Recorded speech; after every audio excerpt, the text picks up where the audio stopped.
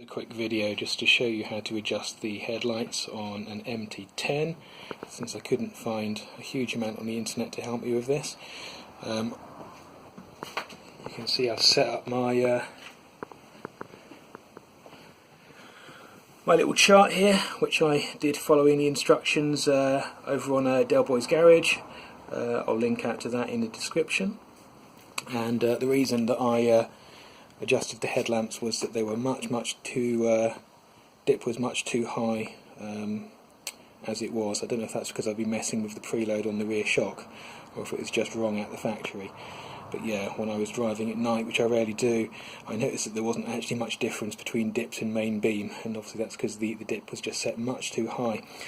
So adjustment of the headlamp and the dip is the left hand one as you're sitting on the bike, or the right hand one as you are looking at the bike, is via a little adjuster kind of cog wheel thingy underneath.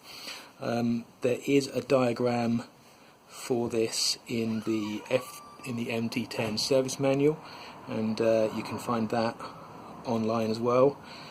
I won't link to that, but I'm sure you can find it if you just do a little Google search. But it's not particularly clear, so the instructions say stick in a Phillips screwdriver, there we go, and turn it to adjust. So I was kind of expecting to find under there a hole with a Phillips screw in it, and I couldn't see it, and that's because it's not quite like that.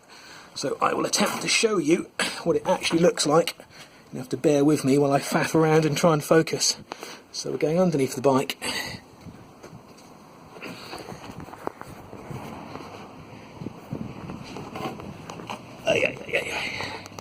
Right, there we go. So you can see that we're right on the edge here.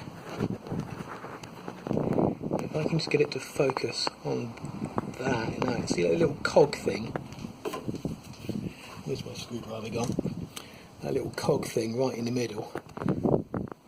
There we go. That is the vertical adjustment for the dipped beam.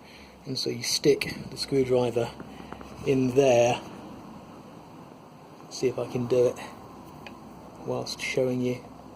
Yeah, you stick the screwdriver in there and the screwdriver engages those cogs, and to lower the beam you do it as if you are unscrewing it, and to raise the beam you're doing it as if you're screwing it in.